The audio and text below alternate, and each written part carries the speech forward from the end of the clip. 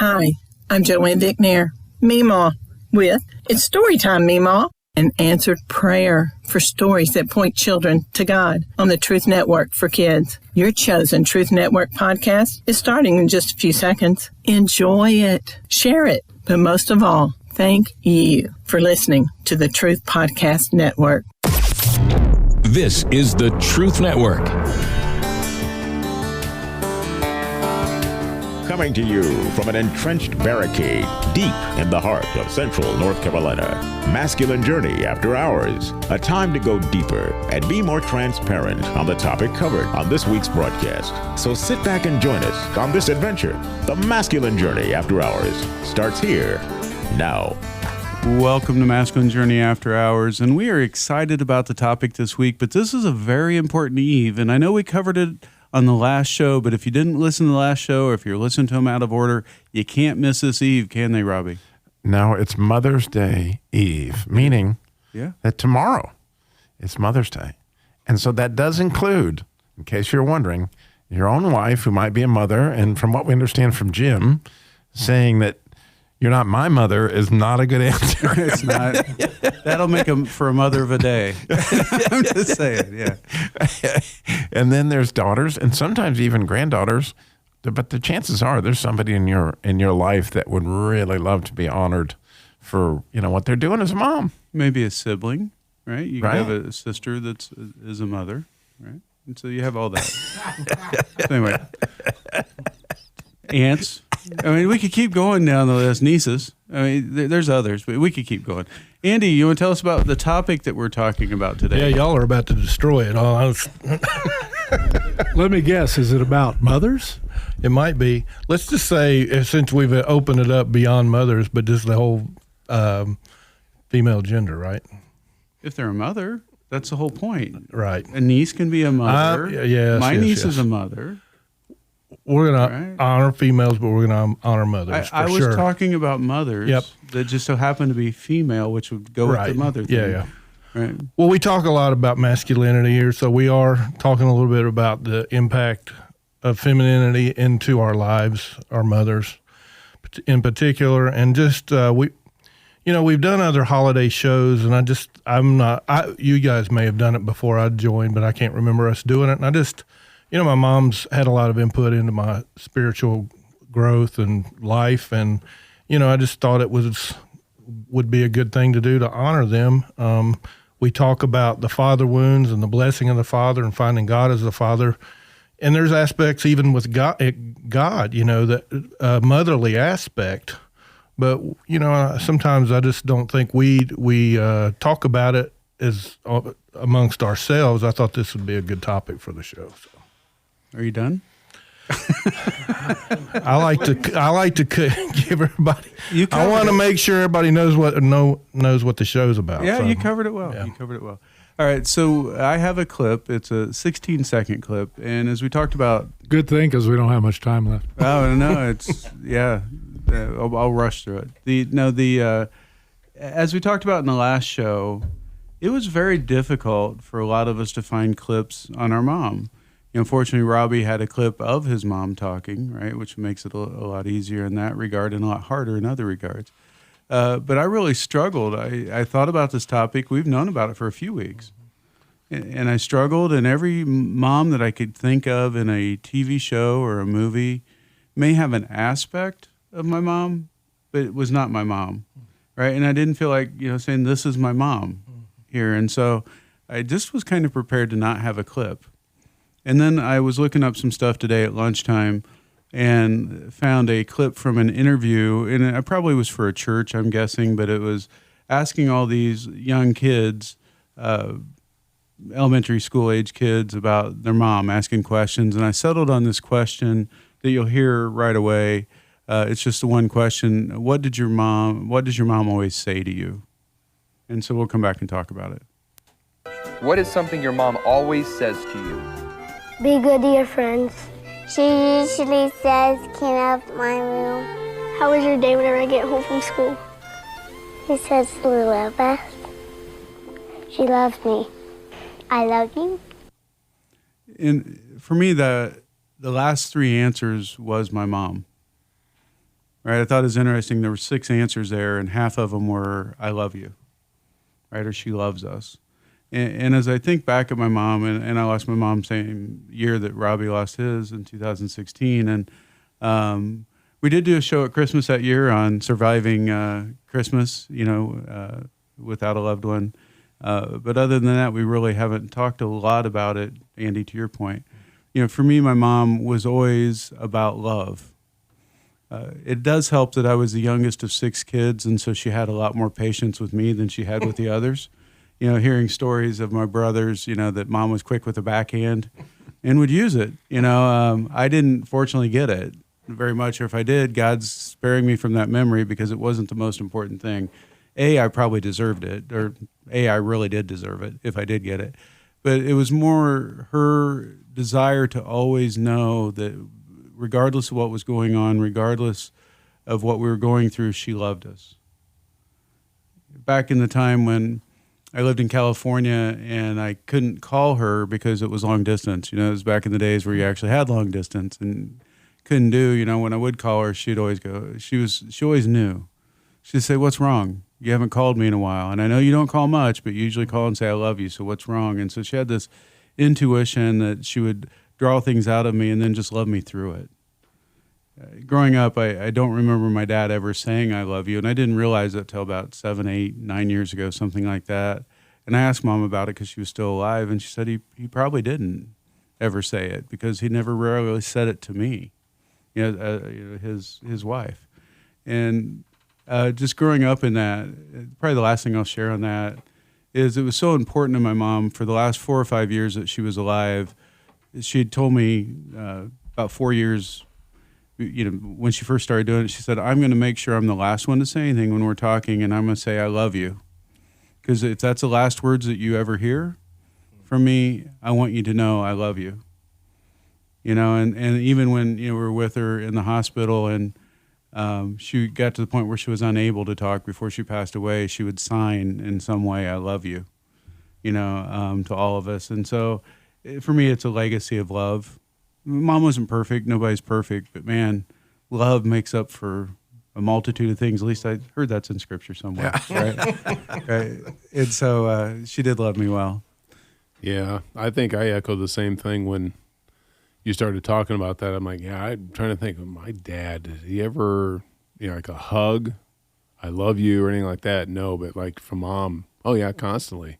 You didn't get out of the house. You didn't get off a phone. You didn't get anywhere still to this day, Fortunately, I still have my mom, and yep, I love you. I love you. It's always there. It's so constant, and it's genuine, and it's basically, like you said, unconditional. And it's like for all the things that I did not to deserve it, I still get it. So it's wonderful. Yeah. It is wonderful. It really speaks to, George Floyd's last words. I've thought about it all week for some reason that, here he was. And what did he cry out for? Right? He was crying out for his mom. Yeah. In those last moments, and that idea that comfort that's available only, from my perspective, from Mom. That was the very unique thing that she had for you and always did. But in Danny's case, he has the story. And so, we need to hear the story. So we don't get out of this after hours, without hearing the story. So here you go. Well, Danny, yeah, you can take it down a notch. Take it down just a notch. Just a notch, yeah. Well, we were talking about, Mom being loyal, and somebody mentioned, you protect your kids. And Mom's always loyal to us. But there was an incident after my first marriage went down, where my mother, who was 5'6", maybe 130 pounds, soft-spoken lady, anytime you'd meet her, just sweet, everything, was talking to my ex-wife on the phone. And all of a sudden, there was a 6'8" grizzly bear mama on the phone. Let me tell you one beep thing, you beep. If you come over here, I'll beat your beep. And I went, that's my mama. And did you doubt it in any way, though? that's what would happen if that. There would, beyond a shadow of a doubt, somebody was getting buried on that property that day if she showed up. I was pretty sure of that. Yeah. And my mama was going to go fix dinner, and we were all going to sit down and have a meal. Exactly. Jim? I was going to respond to, having a parent, either one, say, I love you, is wonderful. I didn't get a lot of that when I was a kid, but I was shown it by my mother and father. I knew I was unconditionally loved because I did all I could to challenge that, and they came through every time. I don't know if you want to get to the fingerprint. Go ahead. Or we won't. But when you said that, my immediate reaction was she never left a fingerprint. She'd leave that to Dad to use a switch print. But my mother grew up like Robbie's in the Great Depression. And there was nothing so messed up that it needed to be thrown away. It wasn't hoarding. She could lay her hands on everything in the house. But anything that had a chance of being useful was kept. I'm not quite a hoarder either, but I'm not nearly as neat. And when I need something, I can't find it, so I go buy more, and then I've got plenty of it 2 days later. But I am exceedingly frugal, and for those of you that need to look that up, which I know I have several friends here that do, the better word is cheap. Yeah. Yeah, that word I actually knew. So that was one. The question I'd asked before we left the other show, the radio show, was, where can you see your mom's fingerprints in your life, right? And so that's part of some of the same stuff. But before we get to that, David, you wanted to share a little bit about your mom, didn't you? Yeah, you had said about the fingerprints of life, and I've been sitting here thinking about, the impacts. And my mom, I'm a mama's boy, and looking around the room, it looks like pretty much everybody else in here is a mama's boy as well. But the impact that my mom does on my life daily is currently, with my wife and my daughter. So my daughter is from my first marriage. My wife is obviously not her biological mom, but she can see the unconditional love that my mom has continued to give me throughout my entire life, which in turn makes her give Ashlyn unconditional love. So, my mom has prayed for me my entire life. I would, had problems as a baby and then growing up, and just ultimately, she just had not an impact in my life, but an impact on my life, and continues to do it. So that's pretty much what I wanted to share about that. Well, thank you, David. I appreciate that. Robbie. So I have a story. I know you're shocked. Well, I was, we moved to Chicago from Colorado, and I was wearing blue jeans and that kind of thing. And as a result, I got picked on by the gangs of, the area of Chicago, and got beat up quite a bit, which my mother did not take nicely to. And she was, trying to figure things out and whatever. But anyway, one day, Billy Kilmer, you may have heard this story before. He was not the quarterback. This was the Billy Kilmer that was the bully in the school at that time. He squished my lunch, and for whatever reason, even though I knew he was the head of whatever gang, I decided that I wasn't going to take that anymore, and I punched him right in the nose. And as a result, it started to bleed a little bit. And it was right before we got on the bus that day, and there was a lot of snow on the ground, and everybody was like, "Oh, fight! Kilmer's going to show, Dillmore, whatever, as soon as we get off the bus." And so, man, like the entire school, Lincoln Junior High there in Naperville, Illinois, was waiting for this huge fight between Dillmore and Kilmer, whatever the situation was. And I remember thinking, I am fixing to, this is going to be bad, because this is supposed to be one of the toughest kids in school. And so we get off the bus, and I'm just thinking, well, I know that his nose bleeds pretty easy. And so, man, I just started punching for his nose. And every punch just went right to the nose. And just as predicted, man, he was covered in blood before he could, and the snow was covered in blood. Well, just as about this scene was looking pretty gory, Billy's mother shows up. And of course, she, quickly throws me and Billy in the back of her car and takes us over to my mother. A trip I'm sure she will never forget.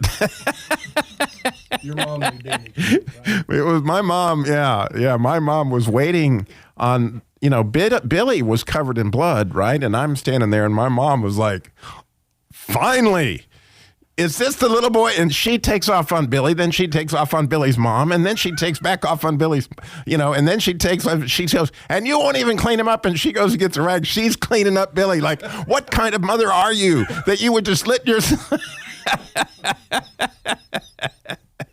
And the net result is, like you said, Jim. I mean, I just remember sitting there being so proud of who my mom was in the situation.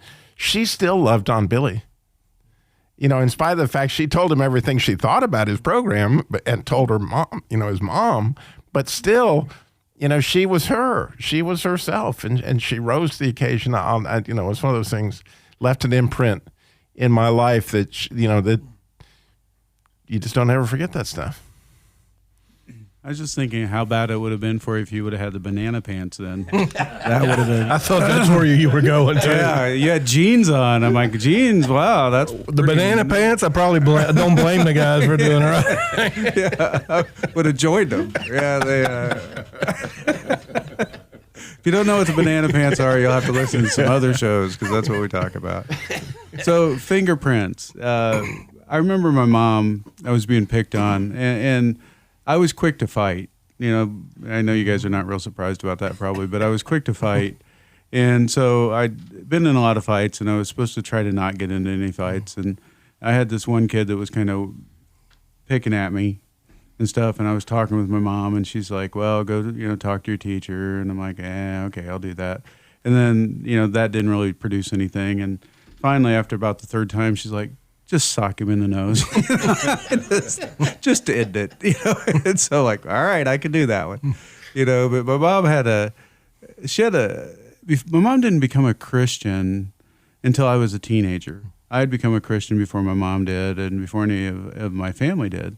And, but my mom was always so full of grace. She really just demonstrated that to people. And she had this way about her. She wasn't raised in the Depression. She was born at the beginning of the Depression, but my dad had grown up in the Depression.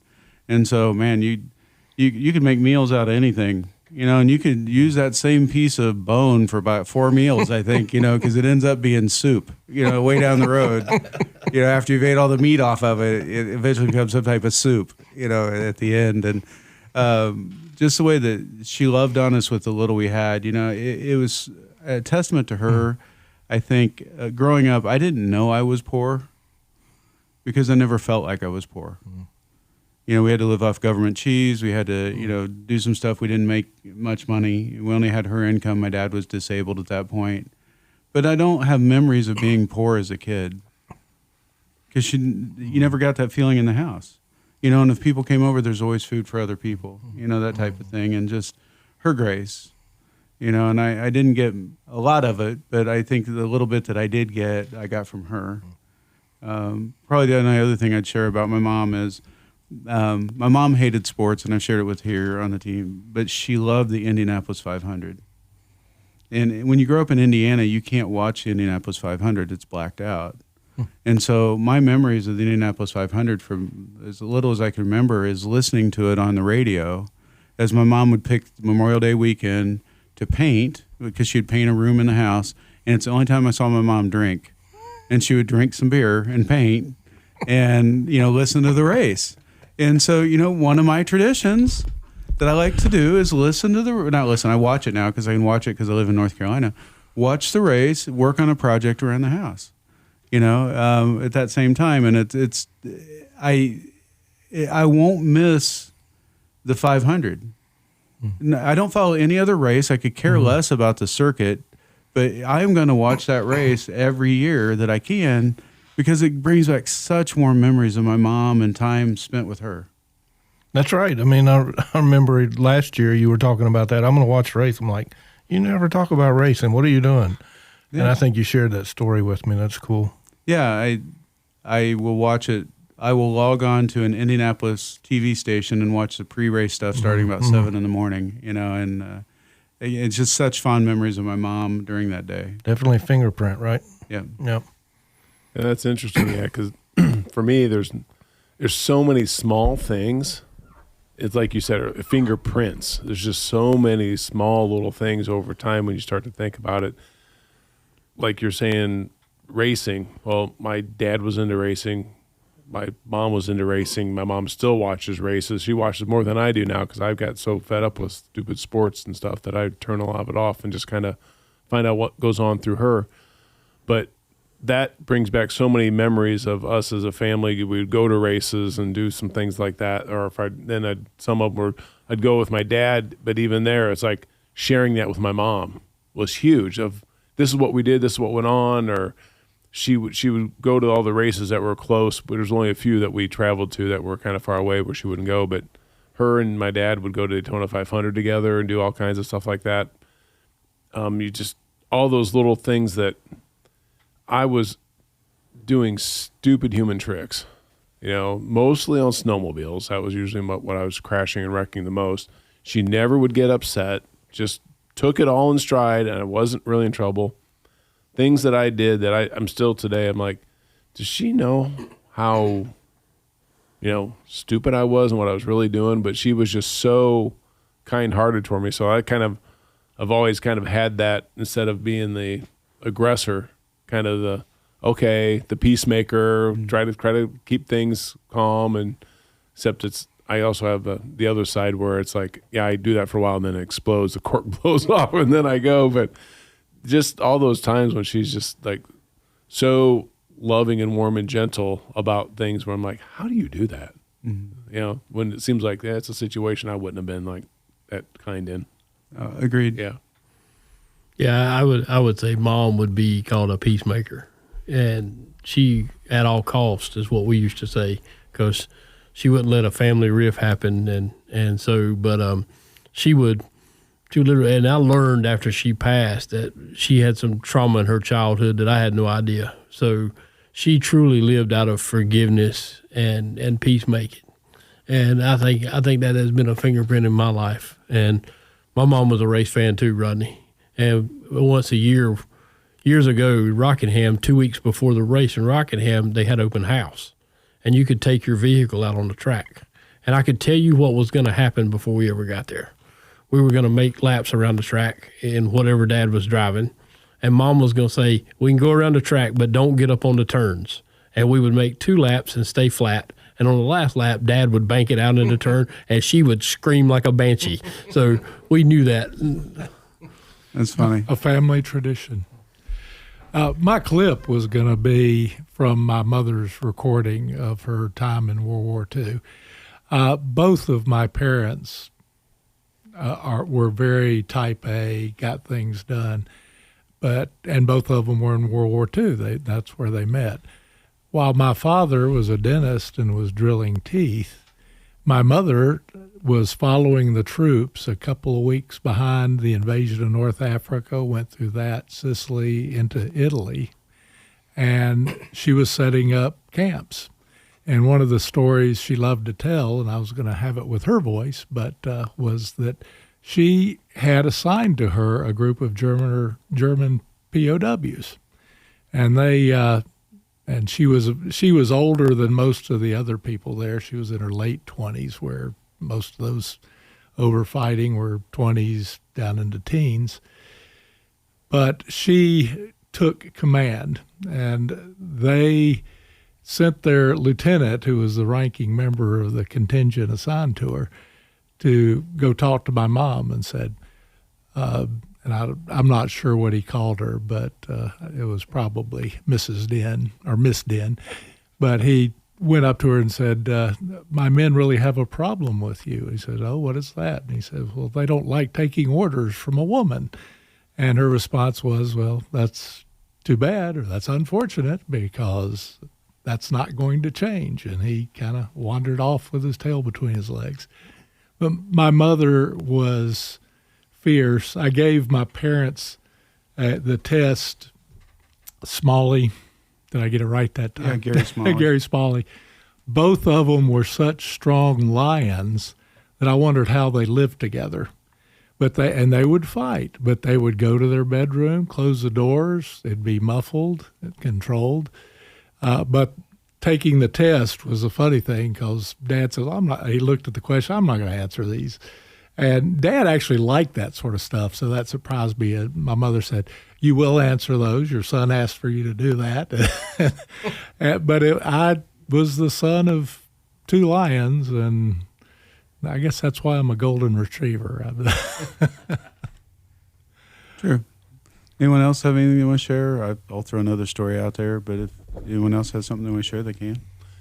I just think back on even like grandmothers, and all my grandparents died when I was fairly young, except for my mom's mom, and she was just the sweetest lady, and just wonderful. And then eventually, she ended up, living part of her last years with my mom and dad at the house and stuff. But just that whole personality, I can see that in my mom, where she's just got that same temperament. She can put up with so much from so many people and yet doesn't get mad. My grandmother was like that. So it's just, even there, just thinking about how much I enjoyed at least having one of my grandparents live for quite a while. And it was a huge influence on me too, just how sweet and wonderful she was. That's great. Go ahead. I guess mine, I shared the story earlier about how I came to the Lord and how Mom had an influence, spiritual influence. But, just as part of life, I was just thinking back, I've got a bunch of stories, but really just the consistency of being there for whatever the need was. I mean, Webelos, I think is what they were called. Mm-hmm. You got into going and playing sports. She was a taxi cab driver. She probably would have loved the idea of Uber back then. Hey, take my kid off. She was always there. Whatever I was into, she was into. Whatever gifts I desired for birthday, Christmas, or whatever, she did, or whatever she could to make those, to give me those. But there was just a consistency. I heard I love you, but she showed me that she loved me as well. So yeah, it's amazing. Quick story. My mom worked at the college that I went to, and I had to see her every day because I delivered stuff to her. And she was so gracious, even then I would be out a lot later doing things I shouldn't do. The only thing she'd just look at me and say, rough night, son? Like, yep. And she'd say, okay, just don't do it too much. All right, Mom, love you. Go to masculinejourney.org, register for boot camp. Talk to you next week. This is the Truth Network.